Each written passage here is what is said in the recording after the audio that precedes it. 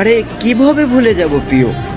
মানলাম তুমি আমার ভাগ্যে নেই, মানলাম তোমাকে পাওয়া আমার কপালে লেখা ছিল না, কিন্তু ভাগ্যের পাতার সেই শূন্যতা কি হৃদয়ের পাতায় মোছা যায়? তোমাকে ছাড়া আমার প্রতিটা সকাল যেন অসম্পূর্ণ, প্রতিটা রাত যেন নিঃশব্দ কবরের মতো।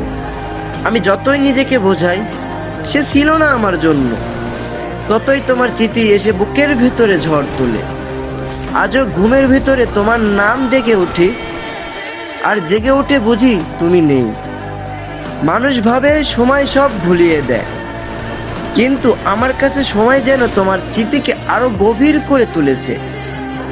যতদিন বেঁচে আছি ততদিন আমার নিঃশ্বাসে, আমার চোখের জলে, আমার হাসির আড়ালে শুধুই তুমি।